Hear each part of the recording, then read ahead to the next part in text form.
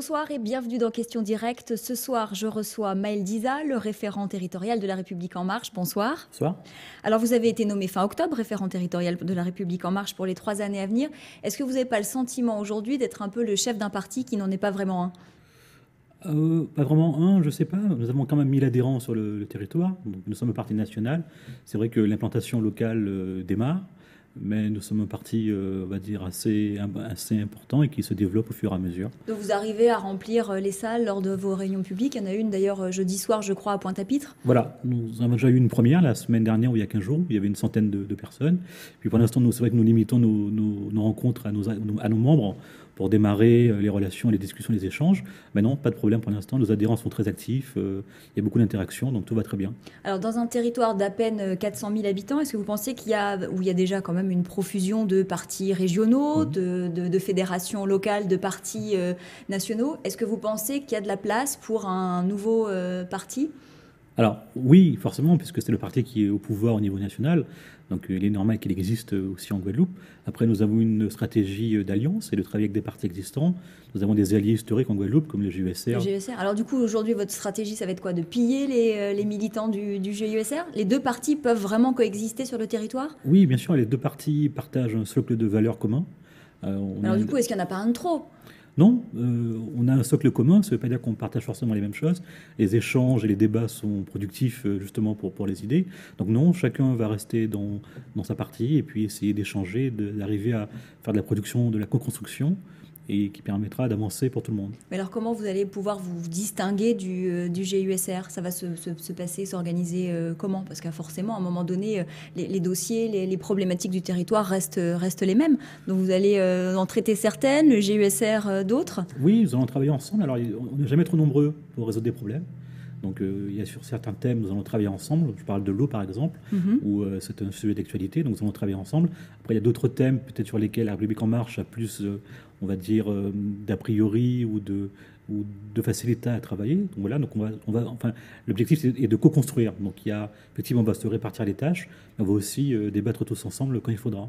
Alors est-ce que vous pensez aussi que la République En Marche, une fois qu'elle sera structurée, ce que vous essayez de faire actuellement, pourrait aussi, pourquoi pas, déchouquer les autres partis vieillissants qui n'ont pas forcément mobilisé lors des dernières élections?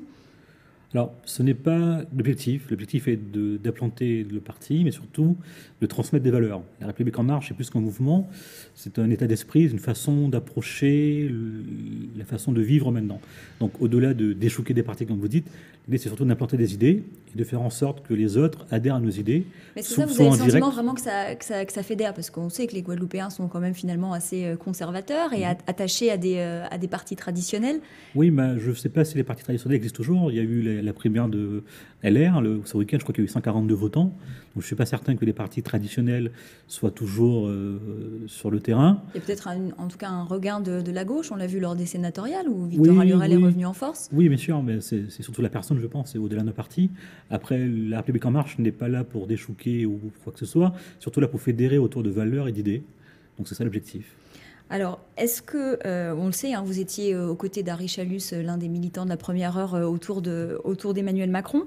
Alors, est-ce que la République En Marche, localement, pourrait devenir la caisse de résonance de l'exécutif régional et donc la caisse de résonance d'Harry Chalus? Alors, Harry Chalus était au bureau exécutif d'En Marche, donc est un dirigeant d'En Marche. La majorité régionale, qui est composée notamment du GUSR et d'autres conseillers politiques et conseillers régionaux, tous soutiennent En Marche. Donc effectivement, il y a une relation particulière. Donc caisse de résonance, je ne sais pas. Après, c'est sûr que nous allons travailler ensemble et utiliser cette relation de proximité pour faire avancer les choses. Donc la République En Marche n'est pas en train de devenir progressivement le parti d'Harry Chalus qui se dit sans parti. C'est pas en train progressivement de devenir son parti en vue de futures élections? Il faudrait lui poser la question. Après, effectivement, Harry Chalus est un dirigeant d'En Marche. Il n'y a pas de meilleur statut possible que d'être un dirigeant d'En Marche. Donc c'est une relation de travail que nous allons faire ensemble. Puis on verra au fur et à mesure. Là, nous démarrons. L'objectif est surtout de fédérer la société civile, de faire en sorte que les gens s'impliquent dans le débat d'idées. En ce moment, il y a les assises de l'outre-mer. Donc on va lancer, par exemple, en début janvier, la grande marche des outre-mer pour aller à la rencontre de la population et faire en sorte qu'ils participent aux assises. D'ailleurs, vous y croyez aux résultats de ces assises? Bien sûr. Il y a beaucoup d'élus dubitatifs sur ces assises. Oui, vous pensez que c'est une bonne Une bonne méthode? Je pense que c'est toujours une bonne idée de demander aux gens ce qu'ils veulent. Et c'est vrai qu'on n'a pas forcément l'habitude, mais je pense que cette fois-ci... Parce qu'on a déjà eu des états généraux, Oui, on a déjà eu d'autres bien sûr, formules mais qui ne se sont pas forcément penser que traduites. ce qui a été proposé il y a 9 ans, 8 ans, soit toujours forcément d'actualité est une erreur. Le monde a changé depuis, donc c'est normal de mettre à jour les choses et un peu de se remettre à niveau. Après, les assises, c'est une occasion unique de pouvoir vraiment proposer et être moteur sur le développement du territoire. Donc oui, j'y crois, et nous allons, nous, la République En Marche, faire notre propre contribution aux assises, et puis qui va se matérialiser par notre marche et puis par une restitution directe. C'est ça, parce que derrière, vous aurez des restitutions Bien d'idées sûr, tout qui à fait. porteront sur quelle thématique? Alors, nous, localement, nous avons identifié 5 grandes thématiques qui, pour nous, sont fondamentales pour le développement de la Guadeloupe. Tout ce qui touche à l'environnement, évidemment l'eau, mais aussi les déchets, les énergies renouvelables, tout ce qui touche au numérique, tout ce qui touche à la santé, et enfin tout ce qui est entrepreneuriat et développement économique.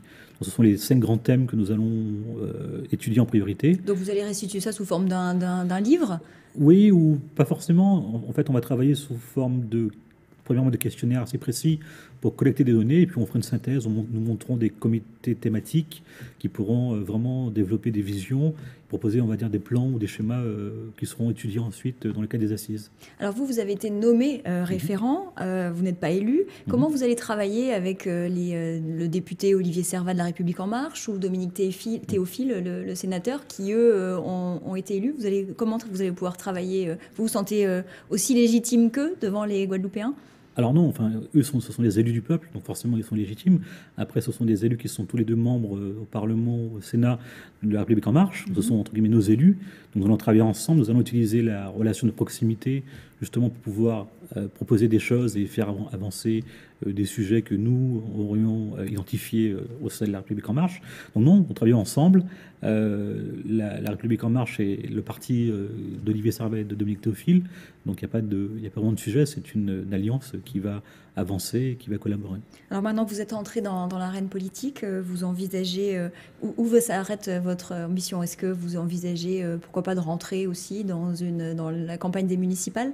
Non, là l'objectif est vraiment de planter le mouvement localement. C'est une grande tâche, c'est une lourde tâche. C'est la priorité actuelle, puis nous verrons par la suite.